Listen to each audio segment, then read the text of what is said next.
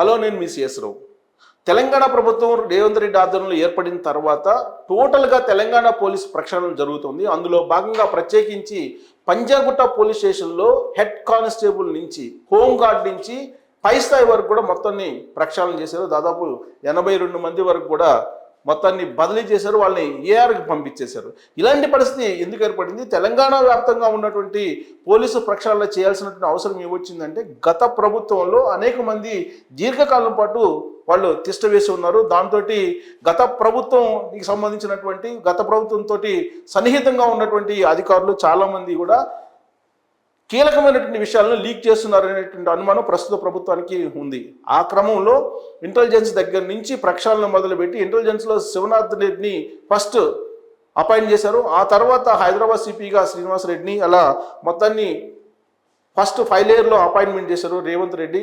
అలాగే డీజీపీగా రవి గుప్తాను నియమించిన తర్వాత ఇప్పుడు భారీగా ప్రక్షాళన జరుగుతుంది. తెలంగాణ వ్యాప్తంగా కూడా మొత్తం కానిస్టేబుల్ దగ్గర నుంచి పై స్థాయి వరకు కూడా ప్రక్షాళన చేస్తున్నటువంటి పరిస్థితి నెలకొంది.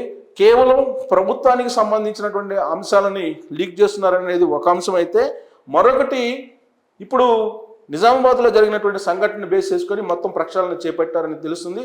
సో దీని మీద మరిన్ని వివరాలు తీసుకునే ప్రయత్నం చేద్దాం. రిటైర్డ్ హైదరాబాద్ సిపి రెడ్డన్న గారు మనతోటి ఫోన్ లైన్లో ఉన్నారు. నమస్తే రెడ్డన్న గారు. నమస్కారం అండి. సార్, తెలంగాణలో పోలీసుల బదిలీలు చాలా భారీగా జరిగినాయి. ప్రత్యేకించి పంజాగుట్ట పోలీస్ స్టేషన్లో హోంగార్డ్ దగ్గర నుంచి మొత్తం ఇన్స్పెక్టర్ల వరకు మార్చేశారు, దాదాపు 82 మందిని. సో టోటల్గా ఈ ప్రక్షాళన ఎలా చూస్తారు సార్? మామూలుగా ఏమంటే, చాలా కాలం నుంచి అక్కడ పనిచేస్తూ ఉండి ఆ పోలీసు స్టేషన్ లో విధి నిర్వహణలో ఏదైనా కొన్ని లోటుపాట్లు గమనించి ఉంటే, సో దానికి పర్యవసానంగానే జనరల్ గా ఇట్లాంటి పరిస్థితుల్లో వాళ్ళని ప్రక్షాళన చేస్తారు. అది ముఖ్యంగా చాలా మంది ఇప్పుడు ఒక 3 సంవత్సరాలకు బదులుగా 2 సంవత్సరాలకు బదులుగా 6-7 సంవత్సరాలుగా అక్కడే ఉంటారు. సో ఇటువంటి సంఘటన జరిగినప్పుడు ఎవరు లాంగ్ స్టాండింగ్, ఎవరిపైన అలిగేషన్స్ ఉన్నాయి అనేవన్నీ చూసుకొని తద్వారానే ట్రాన్స్ఫర్స్ చేస్తారు. బహుశా ఈ ట్రాన్స్ఫర్ కారణం అక్కడ లాంగ్ స్టాండింగ్ అయి ఉండటం, చాలా కాలంగా అక్కడే ఉండిపోవటం, అదేవిధంగా కొందరి పైన కొన్ని అలిగేషన్స్ రావడం, దానిపైన సమగ్రంగా ఒక దర్యాప్తు లాంటిది జరిపి తద్వారా సో లాంగ్ స్టాండింగ్ ఉంటే కొన్ని పరిచయాలు ఏర్పడతాయి. ఆ పరిచయాల వల్ల కొన్ని అసాంఘిక శక్తులకి అనివార్య పరిస్థితుల్లో వీళ్ళు చేయూతనివ్వాల్సి వస్తుంది. అట్లాంటి సందర్భంలో వీళ్ళందరినీ కూడా ఇటు గవర్నమెంట్ మారింది కాబట్టి డెఫినెట్ గా ఇటువంటి జరుగుతూ ఉంటాయి. సార్ ఒకటేంటంటే, సార్ రెడ్డన్ గారు రేవంత్ రెడ్డి ముఖ్యమంత్రి అయిన తర్వాత ఫస్ట్ ఫైల్డ్ మిస్ అయినాయి. ఫైళ్ళు రకరకాల డిపార్ట్మెంట్స్ సంబంధించినటువంటి ఫైళ్ళు తగలబెట్టడం, కొన్ని మిస్ చేయడం, ఇవన్నీ జరిగాయి. ఆ తర్వాత ఆయన చేసినటువంటి ఫస్ట్ అపాయింట్మెంట్ ఏంటంటే ఇంటెలిజెన్స్ చీఫ్ శివధర్ రెడ్డి గారిని అపాయింట్ చేశారు. ఆ తర్వాత రవి గుప్తా గారిని డీజీపీ, తర్వాత హైదరాబాద్ సిపిగా శ్రీనివాస్ రెడ్డిని, మిగతా డీజీపీలు, ఇవన్నిటిని కూడా చూశారు కదా. 5 లేయర్ల అపాయింట్మెంట్ చేసినటువంటి తీరు ఎలా ఉంది సార్? ఇప్పుడు శివధర్ రెడ్డి గారు one of the best officers అండి. ఆయన ఇంత క్రితంలో వారితో కలిసి నేను పనిచేయడం జరిగింది ఓల్డ్ సిటీలో, చార్మినార్ లో. అంటే ఓల్డ్ సిటీలో జరిగింది. మంచి వ్యక్తిత్వం ఉన్న వ్యక్తి. ఇంటెలిజెన్స్ లో చాలా కాలం అనుభవం ఉంది. ఇంత క్రితం గవర్నమెంట్ లో కూడా వారు ఇంటెలిజెన్స్ లో పనిచేశారు కాబట్టి అది ఆయన్నే ఎంచుకొని ఉంటారు. ఆ విధంగా ఆయన్ని ఇంటెలిజెన్స్ ప్లేస్ లో తీసుకొని ఉంటారు. రవిగుప్తా గారు మంచి వ్యక్తి, ఎక్కడ మత్తలేని వ్యక్తి, అండ్ పాలనా పరంగా కూడా ఆయనకు పటిమ ఉన్న వ్యక్తి. కాబట్టి డెఫినెట్ గా అది ఎవరైనా, మీరైనా, నేనైనా, మీరే సీఎం అయినా కూడా చూస్తారు మీకు అనుకూలంగా ఉన్న వ్యక్తి ఒకరు. రెండోది, అనుకూలం కంటే డిపార్ట్మెంట్ లో మచ్చలేని వ్యక్తిగా ఎవరైతే పేరు బదులు ఉంటారో వాళ్ళని తీసుకుంటారు. ఎందుకంటే ప్రతిపక్షాలు డెఫినెట్ గా ఇటువంటి దానిపైన ఫలానా ఆయన్ని తీసుకున్నారు, జూనియర్ ని తీసుకున్నారు, అతను ఈ విధమైన వాళ్ళని అభాండాలు వేస్తారనేటువంటి అభిప్రాయంతో కూడా కొంచెం మంచి వ్యక్తుల్ని డిపార్ట్మెంట్ లో పనికొచ్చే వాళ్ళని, తమకు అనుకూలంగా ఉన్న వాళ్ళని కూడా ఇట్లాంటి ట్రాన్స్ఫర్ లో వేసుకుంటూ ఉంటారు. అది సర్వసాధారణం.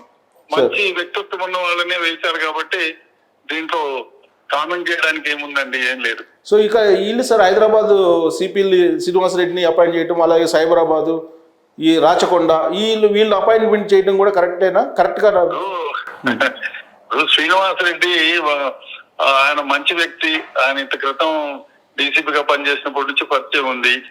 సో కొంచెం పని చేస్తాడు, ఎక్కువగా పనిచేసే వ్యక్తి కాబట్టి అతన్ని వేశారు. అదే విధంగా మిగతా కమిషనరేట్ లో కూడా ఇప్పుడు సిపి రాచకొండ వచ్చి 4 years పైగా పనిచేశాడు కాబట్టి ఎక్కడ మేబీ రికార్డ్ ఒక ఐపీఎస్ ఆఫీసర్ 4 సంవత్సరాల పైకి ఒకే దగ్గర ఒక కమిషనర్ గా పనిచేయడం అనేది ఒక రికార్డు కాబట్టి ఆయన్ని పనిచేసి దానికి తీసుకొని ఉంటారు మంచి వ్యక్తిని.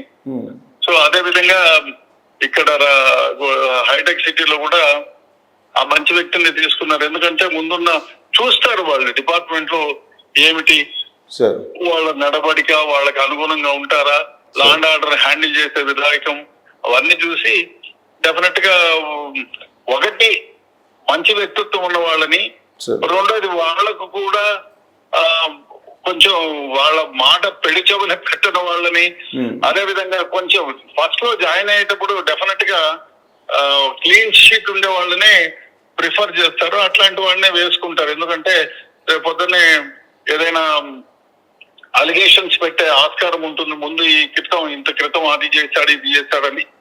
కాబట్టి కొత్తగా వచ్చిన ఏ గవర్నమెంట్ అయినా కొంచెం క్లీన్ షీట్ ఉన్న వాళ్ళని ప్రిఫర్ చేస్తారు.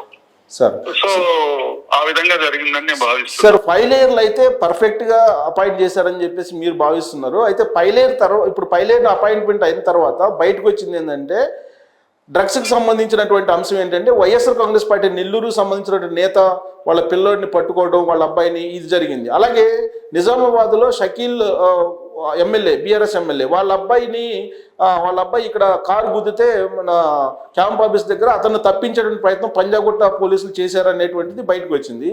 సో ఈ క్రమంలో ప్రక్షాళన జరుగుతుందా, మొత్తం పోలీస్ ప్రక్షాళన? లేదండి, ఆ ఒక్క ఇన్సిడెంట్ గురించే జరుగుతుందని నేను భావించను.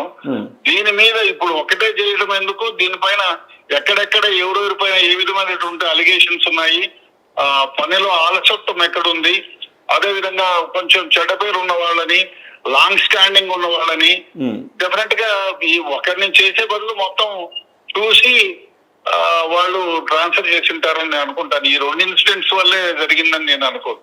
సార్ ఒకటి పంజాగుట్టలో, ప్రత్యేకించి పంజాగుట్ట పోలీస్ స్టేషన్ అంటే దానికంటూ ఒక ప్రత్యేకత ఉంది, అది మీకు తెలుసు.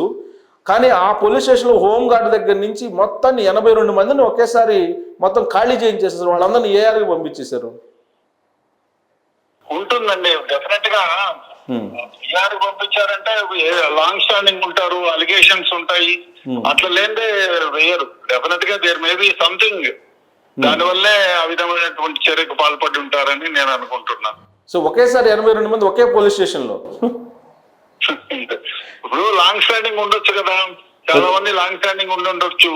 ఇప్పుడు కొన్ని సందర్భాల్లో ఏమైతుందంటే లాంగ్ స్టాండింగ్ ఉన్న వాళ్ళని తీసేయకుండా అట్లే పెట్టుకొని ఉంటారు. ఇప్పుడు సపోజ్ ఎలక్షన్స్ వచ్చాయి, ఎలక్షన్స్ కు ముందు కానీ అంతకు ముందు కానీ కొన్ని ఆర్గనైజేషన్స్ లో వాళ్ళకి అనుకూలంగా ఉన్న వాళ్ళు కానీ లాంగ్ స్టాండింగ్ వాళ్ళు ఇప్పుడు ఎందుకు లేదు కొరుగుతో తలగిసుకోవడం అని ఈ లాంగ్ స్టాండింగ్ ఉండే వాళ్ళని అందరినీ ట్రాన్స్ఫర్ చేయకుండా అట్లే పెట్టుంటారు. సో గవర్నమెంట్ మారిన తర్వాత డెఫినెట్ గా వాళ్ళకి అనుకూలమైన వాళ్ళని, లా అండ్ ఆర్డర్ లో కొంచెం మంచి పేరు ఉన్న వాళ్ళని సెలెక్ట్ చేసుకుంటారు. ఆ విధంగానే జరిగిందని నేను అనుకుంటున్నా. ఒకటి సార్, ఇప్పుడు ఏసీబీ యాక్ట్ అయింది. ఇప్పుడు శివబాలకృష్ణ చూశారు, శివబాలకృష్ణ చూస్తే 100 కోట్లు బయటకు వచ్చింది, అతను ఒక్కడిదే. ఇంకా ఇలాంటివి చాలా ఉన్నాయి. ఏసీబీని యాక్టివేట్ చేయడం, సిఐడిని యాక్టివేట్ చేయడం, ఇలాంటి క్రమంలో ఈ ప్రక్షాళన చేస్తున్నట్టు అనిపిస్తుందా?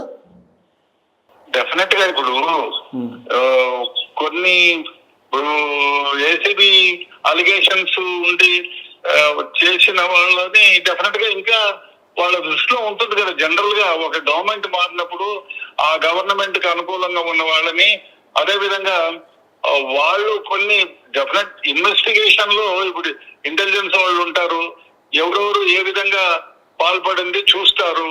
అదే విధంగా ఈ ల్యాండ్ గ్రాబింగ్ గానీ, ల్యాండ్ అసైన్మెంట్స్ గానీ, ఈ జియో 59 గానీ ఇట్లాంటి దానిలో కొన్ని గవర్నమెంట్ కి అతీతంగా పోయి వాళ్ళు కొన్ని చర్యలు చేపట్టి ఉంటారు. దాంట్లో కొంచెం చిన్న సమగ్రమైనటువంటి దర్యాప్తు జరిపి ఆ విధంగా ఎవరిపైన అయితే అలిగేషన్స్ ఉంటాయో అట్లాంటి వాళ్ళని టార్గెట్ చేసి ఇటువంటి రైట్స్ కండక్ట్ చేస్తారు. ఇది సర్వసాధారణమే, ఇవాళ కొత్త కాదు సార్. ఒకటి తెలంగాణ పోలీసు విషయానికి వస్తే సార్, ప్రత్యేకించి ఇక్కడ ల్యాండ్స్ ఏమో కోట్ల రూపాయలకి వెళ్ళిపోయింది. ఈ క్రమంలో నయీం ఎన్కౌంటర్ తర్వాత ల్యాండ్ సెటిల్మెంట్స్ లో ఎక్కువ మంది పోలీసులు ఇన్వాల్వ్ అవుతున్నారు అనేటువంటి ఒక ఆరోపణ ఉంది.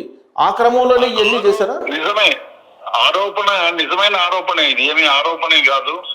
చాలా సందర్భాల్లో ఆల్ ది సిపిస్, ముగ్గురు సిపిలు కూడా don't indulge in law and order matter, indulge in law and order matter, don't indulge in private matters. అదే సెటిల్మెంట్స్, ల్యాండ్ వ్యవహారాల్లో, సివిల్ దాంట్లో, సివిల్ వ్యవహారంలో తలదూర్చొద్దని అనేక సందర్భాల్లో మెమోలు ఇష్యూ చేశారు.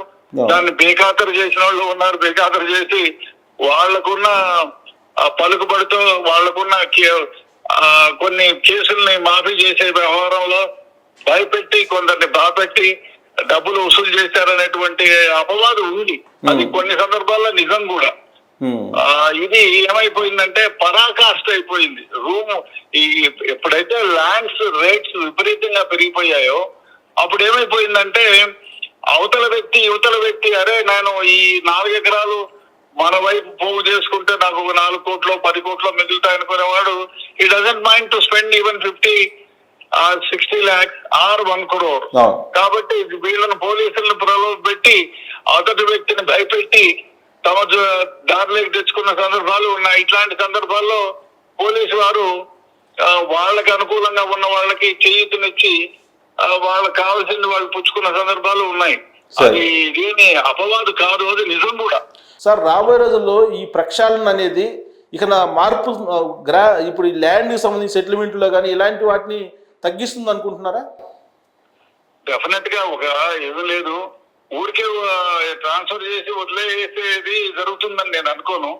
ఎక్కడైతే స్ట్రాంగ్ అలిగేషన్స్ ఉన్నాయో వాళ్ళపైన శాఖాపరంగాను, అదే విధంగా ఇప్పుడు యాంటీ కరప్షన్ బ్యూరో వాళ్ళతోనూ ఇన్వెస్టిగేషన్ చేయించి చర్యలు తీసుకుంటారని నేను అనుకుంటున్నా. అదే విధంగా ఇంటెలిజెన్స్ ఉంది, ఎస్బీ ఉంది.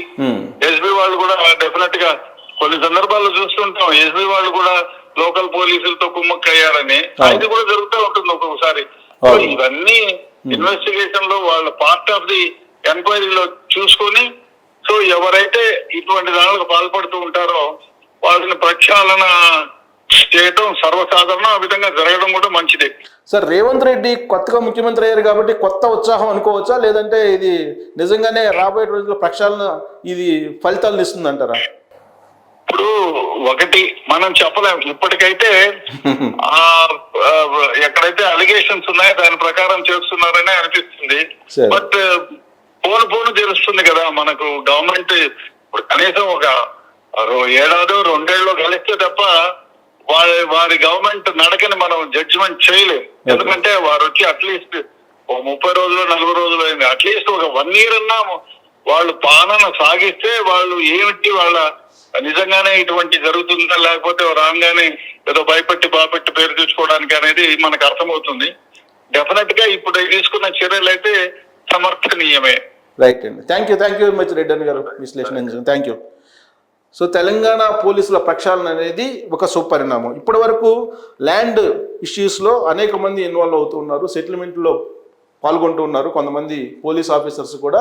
అంతేకాదు నేరాల్లో చిక్కుకున్నటువంటి వాళ్ళని, డ్రగ్స్ కేసులో ఉన్నటువంటి వాళ్ళని తప్పించేటువంటి ప్రయత్నం కూడా తెలంగాణ పోలీసులు అనేక సందర్భాల్లో చేశారనేది ఆరోపణలు కూడా ఎదుర్కొంటున్నారు. ఈ ఆరోపణలకి ఫుల్ స్టాప్ పెట్టడానికి ఇప్పుడు ప్రక్షాళన జరుగుతూ ఉంది. ఈ ప్రక్షాళన రాబోయేటువంటి రోజుల్లో ఇన్ని ఫలితాలను ఎంత మేరకు ఇచ్చేటువంటి అవకాశం ఉందనేది మనం చూడాలి. Thank you very much.